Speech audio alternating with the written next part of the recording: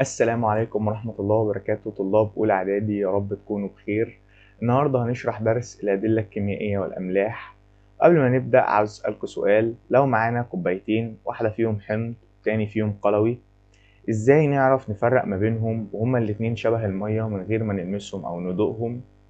وكمان في درس النهاردة هنتعرف على الأدلة الكيميائية اللي خلينا نقول عليها جواسيس، اللي لما بنرميها في مية أو محلول بشكل عام بيتغير لونها، وبيعرفنا من خلال اللون ده المحلول ده عبارة عن إيه، إذا كان هو حمض أو قلوي أو متعادل.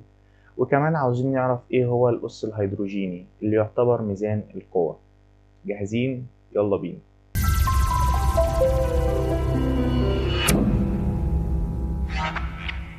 نسمي الله، احنا النهاردة هنشتغل كمحققين كيميائيين.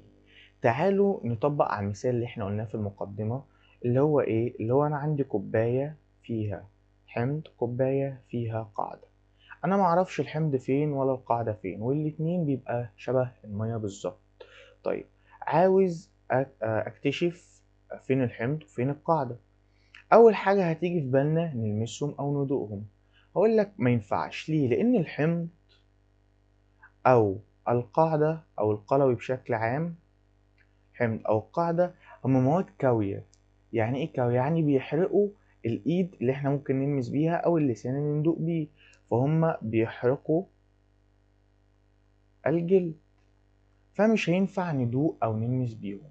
وكدليل إن الكلام ده صح أو اللي هما بيحرقوا الجلد فعلا، عملنا تجربة جبنا كاس، حطينا فيه مية، ده مية، وأضفنا ليه سكر، فليكن دي مكعبات سكر عادي اللي موجود عندنا في البيوت، وحطينا عليه حمض.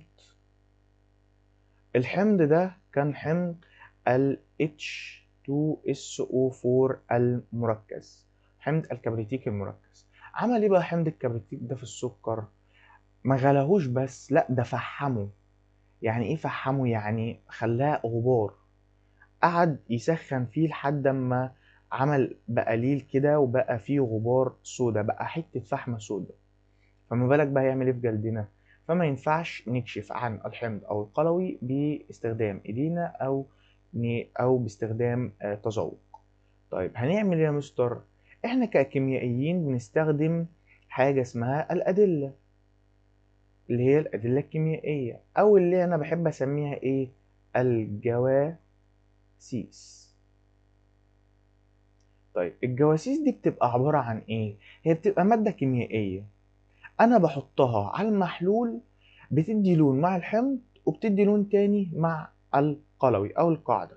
يبقى هي مادة كيميائية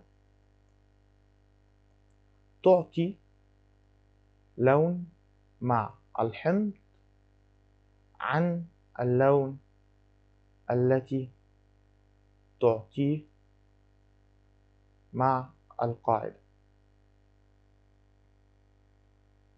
طيب زي ايه بقى يا مستر؟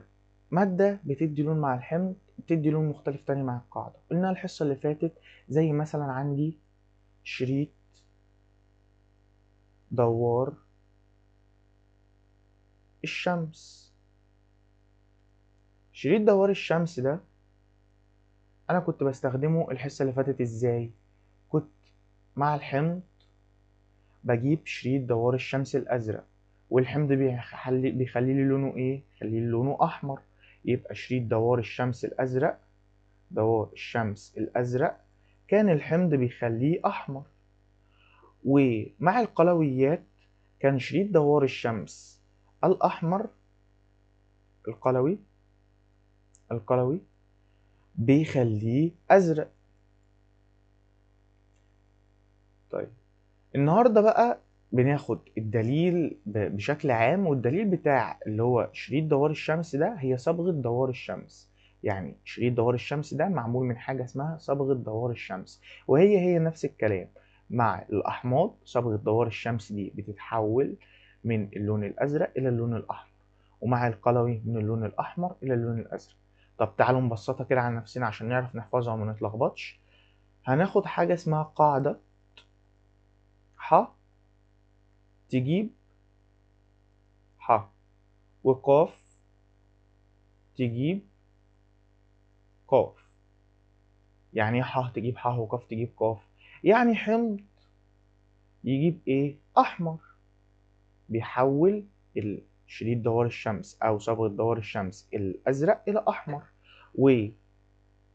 والقلوي قاف بيجيب ازرق.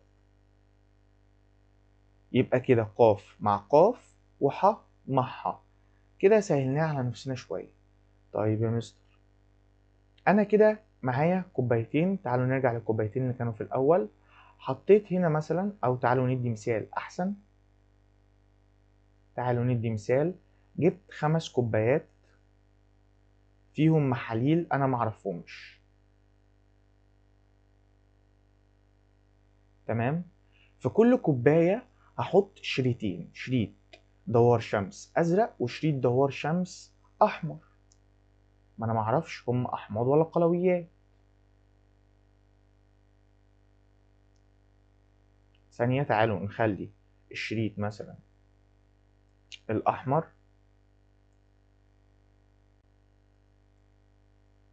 اهو، والازرق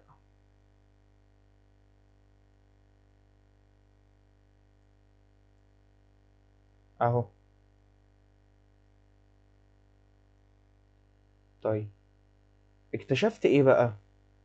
اكتشفت ان هنا الشريط الاحمر ده ما فضل لونه احمر زي ما هو، والازرق يا مستر اتحول معايا احمر. هنا حصل نفس الكلام برضو، الاحمر ما اشتغلش معايا، وهنا الازرق اتحول لاحمر. طيب، هنا الازرق هو اللي ما اشتغلش معايا، والاحمر اتحول معايا الازرق ازرق. وهنا برضو نفس الكلام، الازرق ما اشتغلش معايا او لونه ما اتغيرش معايا، والاحمر هو اللي اتحول لازرق.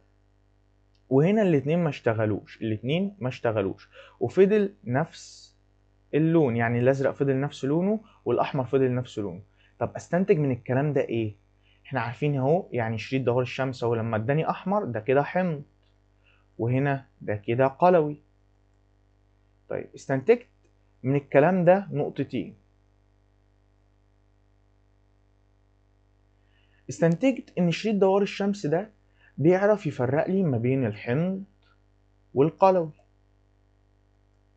بس، ما بيعرفش يفرق ما بين انواع الاحماض والقلويات. فنسميه جاسوس اهبل. بمعنى ايه جاسوس اهبل؟ انه معرفش يفرق لي ما بين حمض قوي اذا كان هو حمض قوي او حمض ضعيف. يعني هو اداني هنا واحد احمر واحد احمر، فلنفترض ان ده حمض الكبريتيك وده حمض الخليك او حمض الكربونيك. انا اعرف منين بقى من خلال الحمض ده؟ هو ما وضحليش، عشان هو بيقيس اذا كان ده حمض او قاعده بس، ما بيقيسليش درجه الحموضيه او درجه القاعديه بتاعه المحلول ده. عشان كده قلنا عليه جاسوس اهبل. طيب، اللي بيفرق لي ما بين الكلام ده ايه؟ حاجتين. حاجه اسمها الرقم الهيدروجيني البي اتش، والحاجه التانيه هي داله برضو جاسوس اسمه اليونيفرسال. طيب، الحاجات دي هنجيلها كمان شويه. طب هو هنا جاب لي احمر وازرق. طب اللي نفس اللون ده ايه يا مستر بقى؟ ده هنا متعادل. فاكرين الحصة اللي فاتت لما كنا بنحل سؤال وجواب في الشرح، في حصة الشرح؟ قلنا ال NaCl ملح الطعام. ملح الطعام ده قلنا عليه متعادل، عشان كده ولا حمر شريط دوار الشمس الازرق ولا زرق شريط دوار الشمس الاحمر. هو خلى شريط دوار الشمس نفس لونه الطبيعي المتعادل. ولو فاكرين في حصة الحل اللي فاتت قلنا لون دوار الشمس المتعادل بيبقى أرجواني أو بنفسجي. يبقى هو بيفرق لي ما بين الأحماض والقلويات والمواد المتعادلة. طب كده عرفنا بيفرق ازاي ما بين المحاليل. عاوزين يا مستر نعرف ازاي بيفرق ما بين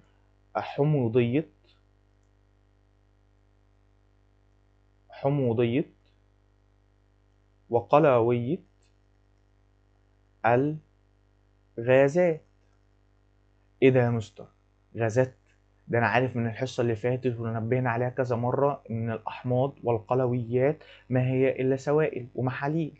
ده إحنا حتى في التسمية لما كنا بنيجي نسمي كنا بنقول حمض الهيدروكلوريك، ولما بيبقى غاز كنا بنسميه كلوريد الهيدروجين. هقول لك برافو عليك، بس في عندي حاجة اسمها غازات حامضية وغازات قاعدية. هما في الأصل ما بيبقوش أحماض أو قواعد، هي الحاجات دي أو الغازات دي بتبقى متنكرة. بمعنى إيه متنكرة؟ إنها أول ما بتلمس المية بتتحول لأحماض أو قلويات.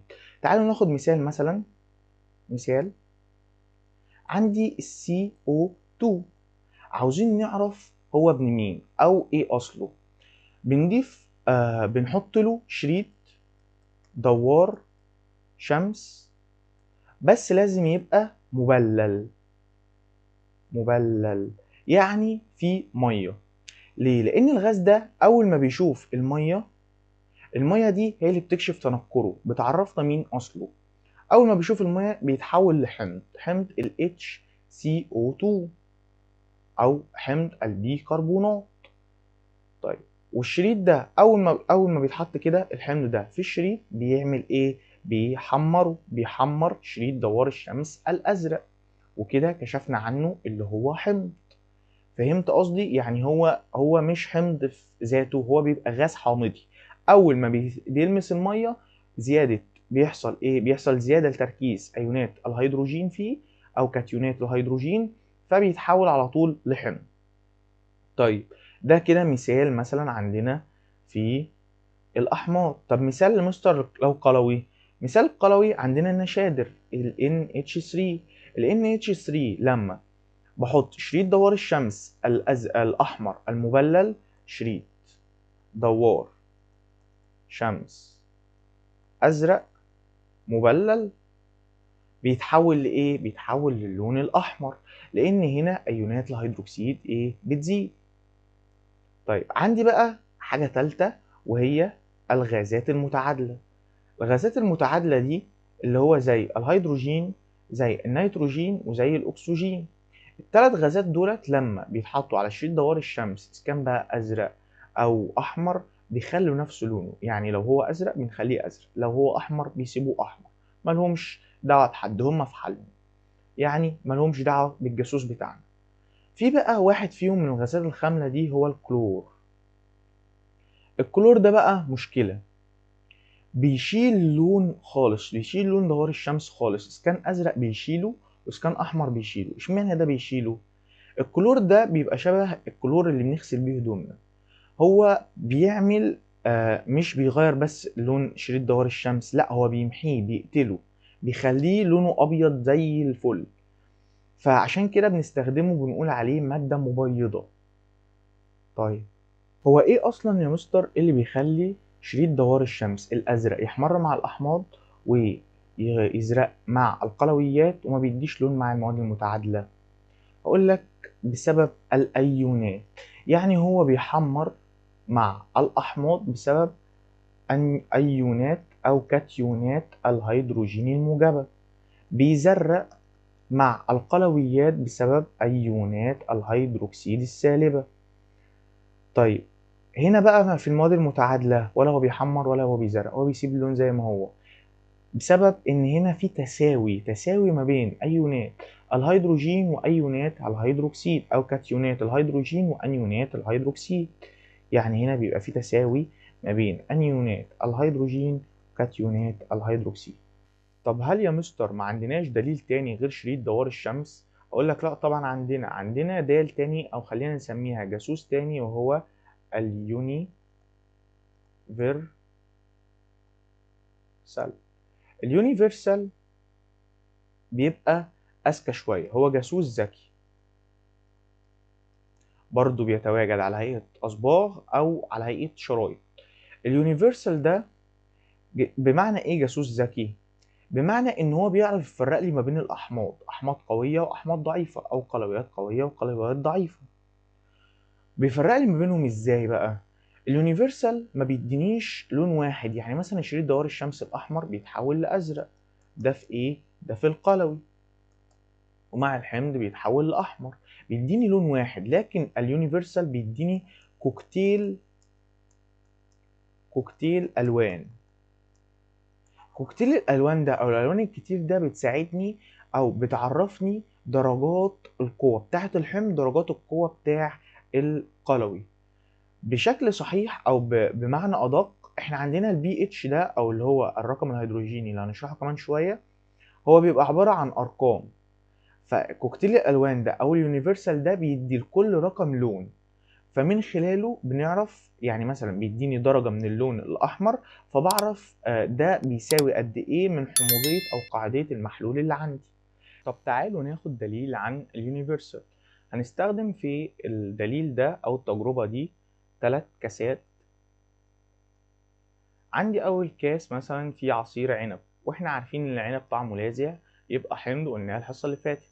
وفي الناحية التانية نستخدم مية، وهنا نستخدم صودا مثلا الخبيث، عشان عارفين ان الصودا الخبيث دي قلوي. الكاشف بتاعنا هيبقى نبات الكرنب الأحمر. طيب ايه اللي هيحصل بقى هنا؟ هنا مع الحمض النبات ده هيتحول للون الأحمر، ومع المية مش هيتغير لونه، هيفضل ثابت لا يتغير. ومع الصودا الخبيث هيتحول، عشان هو قلوي، هيتحول معانا للون الأخضر. طيب الكلام ده هنستفاد بيه ايه في حياتنا؟ هنستفاد بيه مثلا ان انا بعرف اتحكم في الوان الزهور. الوان الزهور يعني مثلا عندي نبات اسمه نبات الكوبيا. نبات الكوبيا ده نوع التربة بيختلف في لون الزهرة. يعني ايه نوع التربة بيختلف في لون الزهرة؟ يعني لو انا بزرع على تربة حامضية، بيطلع زهور لونها ازرق، لونها ازرق ازرق. طيب لو بزرع يا مستر على تربة قاعدية، النبات ده هيطلع لي زهور لونها أحمر، زهور لونها أحمر. يعني أنا بقدر أتحكم مادام عرفت المادة دي قاعدية أو حامضية من خلال التربة بقى اللي أنا بضيفها، إذا كانت حامضية أو قاعدية، بقدر أتحكم في لون الزهرة اللي بيطلع لي من النبات. طيب وحاجة كمان، التربة الحامضية دي التربة الحامضية لما بيحصل لها تدهور، بقدر أعالجها بإني أضيف لها مواد قاعدية عشان أعادل شوية حموضيتها أو أزود قاعديتها وهكذا. من أمثلة المواد القاعدية اللي أنا بستخدمها لعلاج التربة الحامضية هي مادة هيدروكسيد الكالسيوم، واللي هو رمزه لو فاكرين من الحصة اللي فاتت CaOH باي 2. تعالوا نحل السؤال اللي موجود في الكتاب اللي هو سؤال وجواب. هنا بيقول لي تستخلص أصباغ من بعض النباتات لاستخدامها كأدلة كما في الجدول التالي. لون الصبغ المستخلص، ومديني لون صبغ مع في الحمض والقلوي. هو عاوز أي الأصباغ هذه النباتات لا يصلح الاستخدام كدليل. طب أنا هعرف منين لا يصلح استخدام كدليل؟ إن هو ما يعرفش يفرق لي ما بين الأحماض والقلويات. تعالوا نشوف الاختيارات. دبليو كرمزي ده لونها عادي جدا، بعد مع الحمض بقى أرجواني، مع لون الصبغ بقى أخضر. هو فرق لي اداني ألوان مختلفة فده ينفع. طيب إكس أخضر وبقى أصفر وأصفر، ده ما فرقليش أهو، فهو ده اللي ما ينفعش. تعالوا نكمل بقية الاختيارات نعرف غلط ليه. واي أرجواني اداني أرجواني هنا وهنا أصفر، فهو فرق لي إنه بيتغير ما بين في القلوي، ما بيتغيرش في الحمض، فهو هنا برضو فرق لي. طب هنا بقى برتقالي وأحمر وأخضر، يبقى الإجابة الصح هي إيه؟ إكس ب. تعالوا نرجع نكمل شرح بقية الدرس. نسمي الله كده ونصلي على النبي، ونخش على آخر جزئية معانا وهي الرقم الهيدروجيني. الرقم الهيدروجيني أو اللي هو البي اتش. البي اتش ده هو بيبقى عبارة عن مسطرة. طولها 14 سنتي، نرقمها من 0 ل 14. في النص بيبقى نقطة الارتكاز أو السنتر بتاعتها اللي هو عند 7. خلينا نقول عندها أو بيبقى عندها يعني المية المقطرة. طيب هنا بنسميها منطقة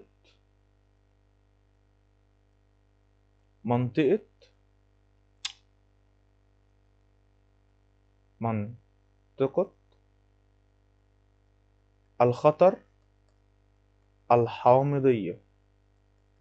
يعني إيه منطقة الخطر الحامضية؟ يعني الأرقام اللي هنا اللي هو 1 و2 و3 و4 و5 و6 دولت مقاييس للأحماض بما فيهم الزيرو.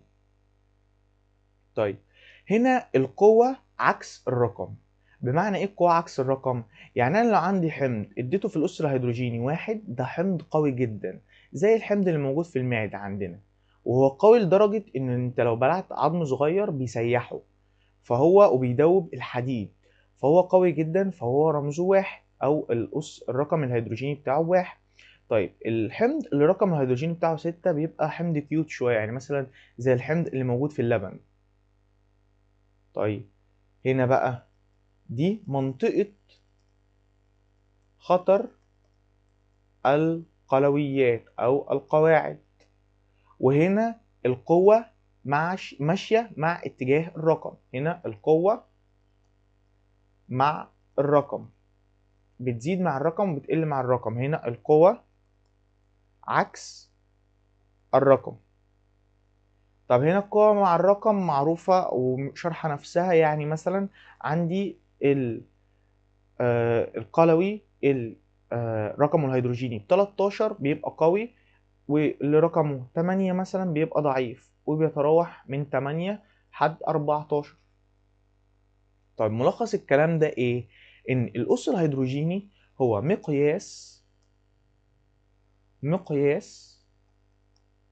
مدرج من كام لكام؟ من 0 إلى 14 لتحديد مدى حموضية أو قلوية المواد. لتحديد مدى حموضية أو قلوية المواد. واللي ابتكر المقياس ده هو عالم دنماركي ابتكره 1909، وهو العالم سورنس. طيب سؤال بيسأله بعضكم اللي هو الزيرو في المقياس. الزيرو في المقياس ده هل بيدل على حاجة ولا هو مجرد رقم؟ احنا عندنا في الرياضة ان الصفر يعني لا شيء، لكن هنا في الرقم الهيدروجيني الصفر بيعني ان عدد انيونات الهيدروجين في المحلول ده كبيرة جدا، فبيدل على انه اقوى حمض. يعني زيرو ده عندنا رقم زيرو اقوى حمض. طيب في ناس شاطرين منكم هيسألوني يا مستر، طب هل في رقم اقل من الزيرو، يعني مثلا بالسالب سالب 1 او سالب 2 في احماض اقوى بنديها اقل من الزيرو؟ اقول لك اه في، بس موجوده في المعامل الكبيره وفي الاحماض القويه جدا، وده مش موجود علينا في منهج اولى اعدادي. احنا في منهج اولى اعدادي بس بندرس الحاجات اللي علينا او الحاجات اللي موجوده في شكل حياتنا الحياه اليوميه. يعني مثلا لو شفنا في مقياس الكتاب، بص هنا بيقول لك هنا حمض المعدة بنديله 1، الليمون 2، العنب 3، الطماطم 4، وهكذا. بيشرح لك الحاجات اللي احنا بنستخدمها في حياتنا اليومية. لكن الزيرو ده او تحت الزيرو ما في، الحاجات دي بتبقى نادرة جدا اللي انت تستخدمها، بنستخدمها بس في المعامل الكبيرة جدا في المختبرات كمان. تعالوا نكمل اخر جزئية معانا هنا، وهو جهاز البي اتش ميتر وشرائط دليل اليونيفرسال.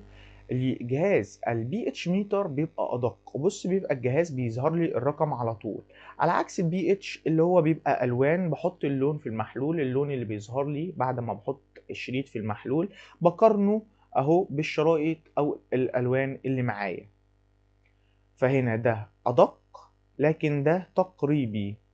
عندنا برضو الأس الهيدروجيني ده بنستخدمه في حياتنا اليومية، مثلا في مستحضرات التجميل والبشرة.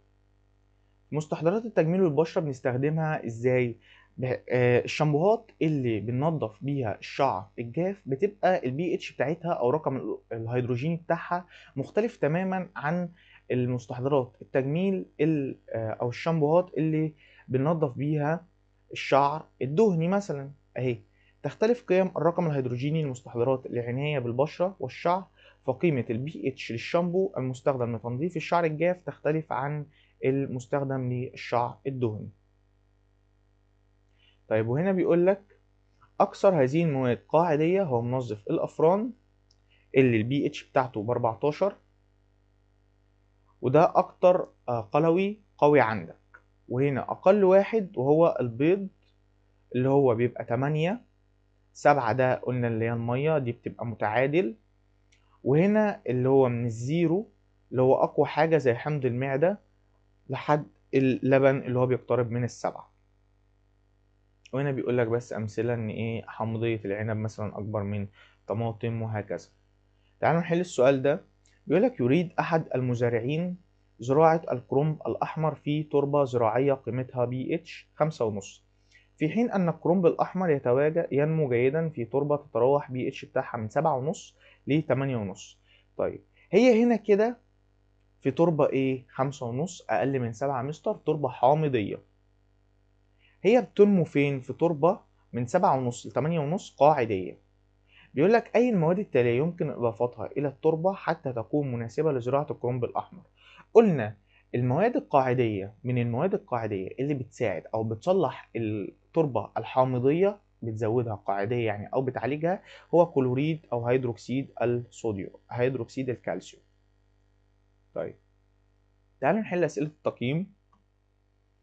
بيقول لي أول سؤال اختر الإجابة الصحيحة. عند تعرض شديد دوار الشمس الأزرق المبلل بالماء لغاز نقط يتلون باللون الأحمر.